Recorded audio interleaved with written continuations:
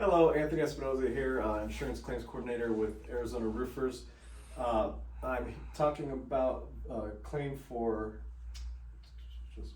Pauline Viselli that we've been working with Hartford, claim number PP 002-137-1924. ITEL came back with notification that there was materials at the DMI office here. You can see that, you can see that the claim right there, this is for the Viselli claim from DMI, Discontinued Materials Incorporated.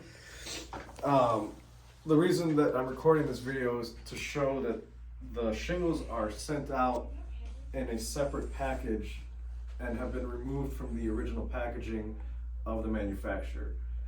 There's a couple codes that we have to follow. One is the Manufacturer Installation Practices Code, code R905.1, which states we have to follow all the manufacturer's installation methods. And then there's another code, which I can't remember off the top of my head, but it states that the materials must be delivered in the original packaging from the manufacturer to be able to be used for installation. Based on those two codes, we can't use these shingles because they've been sent in separate packaging. Hello, Anthony Espinoza here with Arizona Roofers. I'm about to open a box of shingles from Discontinued Materials Incorporated, also known as DMI, that is sometimes listed as a location for materials on ITEL reports. I spoke with the reps at DMI about their process at the plant. And actually, I'm sorry, it's not a plant, at the warehouse, because they aren't producing any new shingles. This is a warehouse that holds shingles that have been discontinued and are no longer produced or made by the manufacturer themselves. The reason I'm doing this video is because it shows their process. I was informed that they take the shingles that are in the warehouses, they remove them from the original packaging, they test them and inspect them, and then repackage them in this box that we received today for a claim that we're working, and then send them out to us, the contractors that order them. And so this goes against a couple different codes. I've reached out to our shingle supplier that we use, GAF. We are a Master Elite certified shingle installer with them, and they go by two codes. Code R905.1, which states that we have to follow the manufacturer installation guidelines.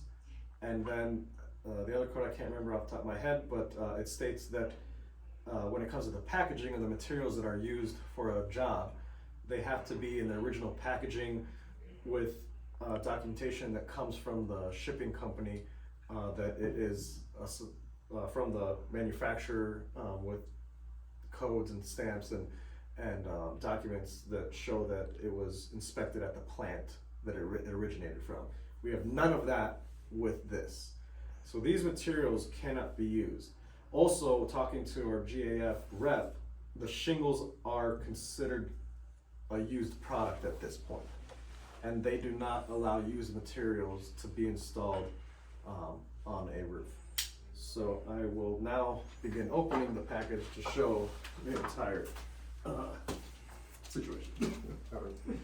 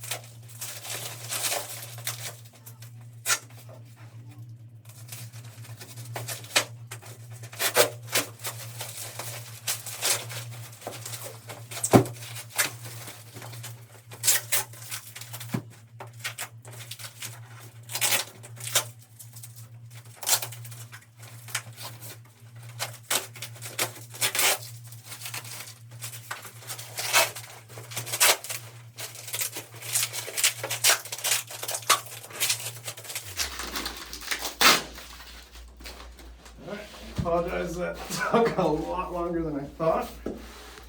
Here is the box of the shingles that we are expected to use for repairs. As you can see, these are not in any kind of original package. Here's the DMI letter. Oh, and look at that. This paper is stuck to the top shingle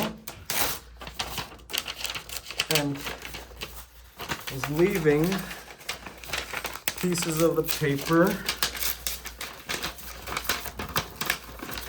on the sealant strip. Oh my God.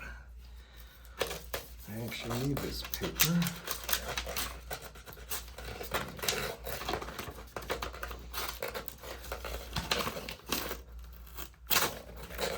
Jesus, damn it.